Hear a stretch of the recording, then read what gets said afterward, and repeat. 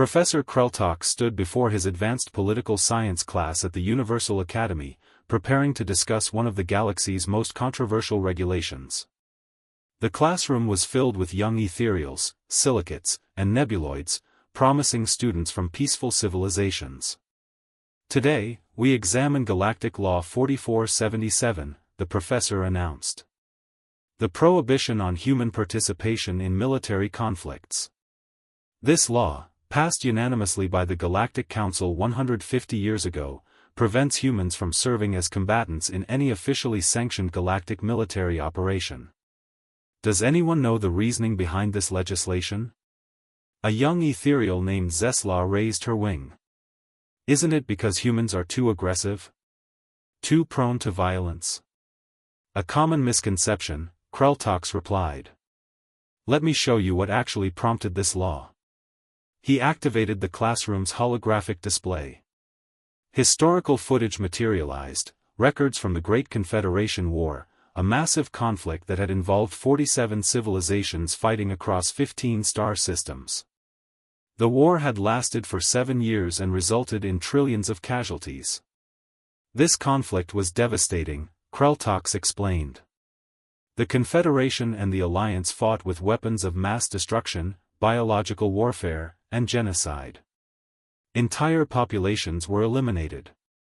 Civilizations were erased from existence.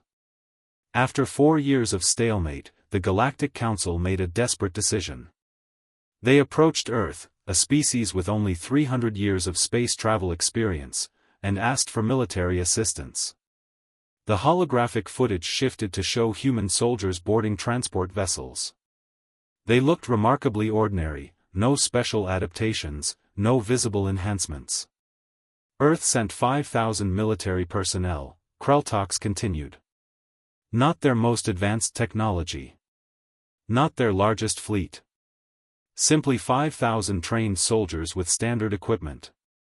The classroom fell silent as the footage showed what happened next.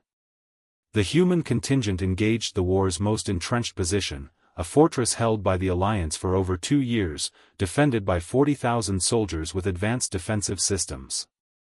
Conventional attacks had failed repeatedly. Orbital bombardment had proven ineffective. The fortress seemed impregnable.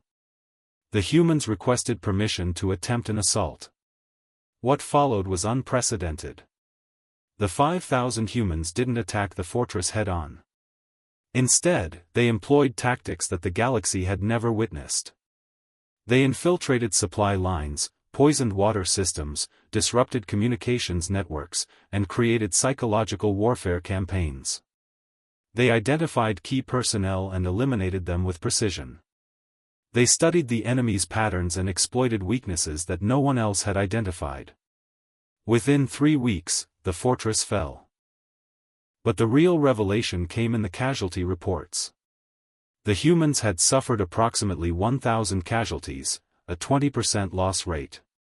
The Alliance forces defending the fortress had suffered 40,000 casualties.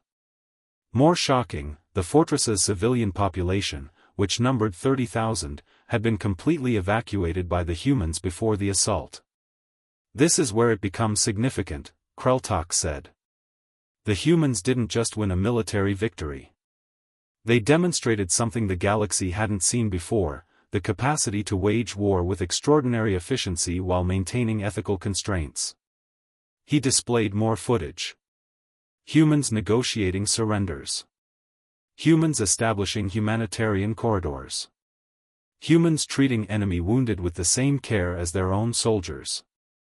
After the fortress fell, Kreltox continued, the war's dynamics shifted. The humans engaged in 17 more major operations. In every single engagement, they achieved victory with minimal overall casualties, both their own and enemy combatants. They won conflicts that seemed unwinnable. They did something remarkable, they fought like they wanted to end the war, not perpetuate it. The silicate student in the back row clicked thoughtfully. But Professor, if they were so effective at winning, why are they banned? Kreltox smiled grimly. Because after the war ended, the Galactic Council conducted an analysis. They discovered that if humans had been deployed earlier in the conflict, it would have been resolved in approximately 2 years instead of 7. This realization terrified the council. He paused for effect. Humanity wasn't banned because they were too violent. They were banned because they were too effective. They could end galactic conflicts so decisively and efficiently that the military-industrial complexes of countless civilizations would collapse. Weapons manufacturers, military contractors, and defense departments across the galaxy realized that if humanity participated in wars, conflicts would end before they could generate profits. A young nebuloid floated forward in shock. So humans are banned not for being dangerous, but for being too good at war? Precisely, Kreltox confirmed. Humanity represents something the galaxy fears more than aggression. They represent the end of prolonged conflict. They represent competence that threatens economic systems built on perpetual warfare. The classroom fell silent as the students grappled with this revelation. Humans hadn't been exiled for being monsters. They had been silenced for being too skilled at ending the very conflicts that kept the galaxy's power structures intact.